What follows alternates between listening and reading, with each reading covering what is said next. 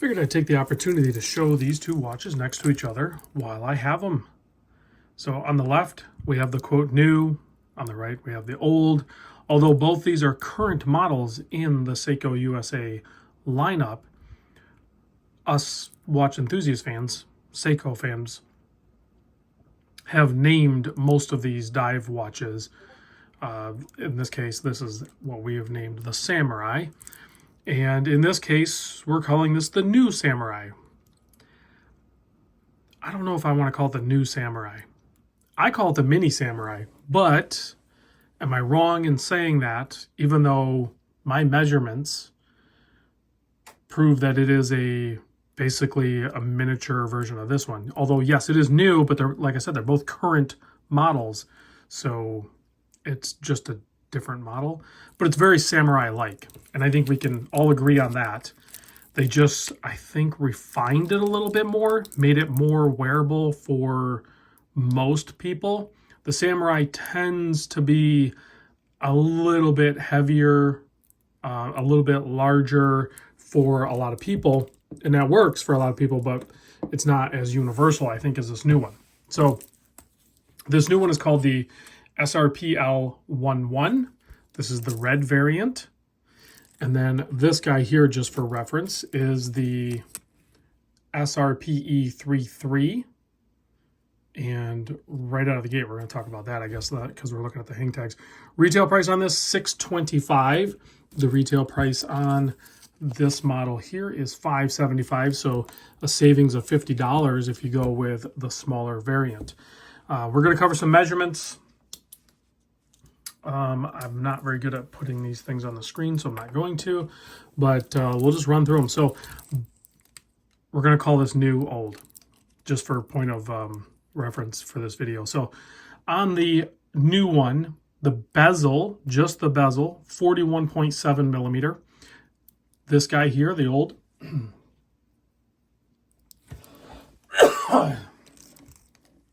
is 43.8 millimeter.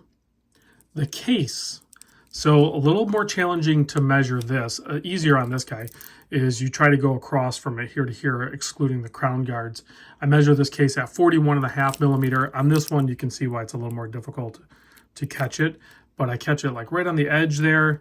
Over to here is roughly where I measured from, is 43.3 millimeter, so 1.8 millimeter difference.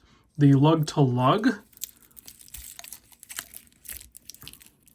on the new one is 49 millimeter, and then the end link on the bracelet really doesn't extend it. It drops down quite quickly. This one, it does extend it, but just the case itself is 48.6. So 0.4 millimeter difference, nearly half a mil, but really close in that one. Now the thickness definitely is going to be a departure. This guy here at 12.64 millimeter. So pretty thin, although they both use the same movement, the 4R35. The old one here is 13.4 millimeter, not including the date magnifier. The lug opening, we reduced it down on this new one here to 20 millimeter. The bracelet tapers down to 18. You have 22 on the old, and it tapers down to 20.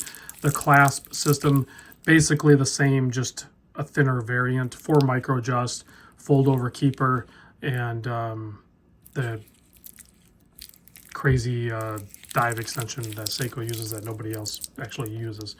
Now the weight also, or before we get to the weight, the crown, 6.5 millimeter knurled and machined. On this new one, 6.5 millimeter, and then on the old one, same sort of design, just a little bit larger at 7 millimeter, so half a mil larger. Weight, this new one is 171 gram, and then this old one, add 35 grams, puts you at 206. And then we already talked about the movement and the price. The date positioning, you have a more symmetrical dial on the new one because the date is reduced in size and tucked away in between the 4 and 5. A little harder to read. This one has, you know, a little cheat code going on there with the larger date wheel and also a date magnifier. So larger watch, larger date, a lot easier to read. And you still have a little bit of lume. It's hard to see, but you still have a lume marker on the outside of that. Speaking of the outside of it, if you look at the dials, You can see on the old one, there's a second minute track, or whatever you want to call it. There's a track going around on the chapter ring, and the markers are pushed further out. This one, they're pulled in, and the track is put on the dial, and then you have a brushed riad or chapter ring on the new one here. So it's going to look a little bit smaller, and some of that is a visual, but also it's factual in sizes, as well as the way the bezel insert is done. They're ceramic, but on this guy here, you can see you have like a little bit of metal in between the crystal and then the bezel, whereas this one, the new one, is the bezel goes all the way up to the chamfered sapphire crystal. Of course, the handset, markers, everything else has changed. It's a ground up different watch for sure. It is a ground up design different watch. So on wrist, on my 7¼ inch wrist, this is what the new one looks like. And like I said, it's more universal. It's more of a traditional, acceptable, universal type size, a Goldilocks size, if you will. It works on most wrist size. Whereas the old one, as good as it is, I never gravitated toward it, and I have the wrist to support it. It's still a great watch. It's just a little bit bigger. Just like the Sumo is, just like, you know, sometimes Turtles might feel that way, but with a cushion case, it's a little bit different. This is a great watch, but I could see them potentially phase this out and move into that.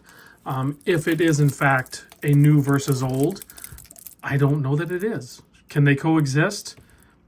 They are right now, but is that just a test? Is that Seiko testing to see, does this size, the new size, does it resonate with people? Is it more universal? Or do people still prefer the old? It's not the old, but the current old Samurai version with a more, I don't know, the case is a little bit different and everything. It just never gravitated towards this one. They both have 120 click bezels. This one just seems like a blend of Seiko creativity of the Samurai, bold, masculine, angular case, but then also done in a more acceptable case design and size, if that makes sense. The lume is going to be great on both of them. Of course, they are Seiko after all, and then their dive watch series. So I just wanted to get this video out here to help you guys. Maybe you're on the fence, you don't know which one to get. I think you're not going to go wrong with either one, but you know, if you have my wrist size or larger, you can easily pull off the larger variant. If you are, you know, in that 6¾ 7 inch wrist size, then I think this newer one is probably going to be a better fit. You could easily pull off this larger one. So again, there's no wrong choice here.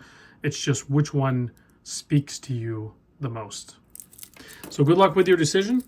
I'll see you guys in the next vid.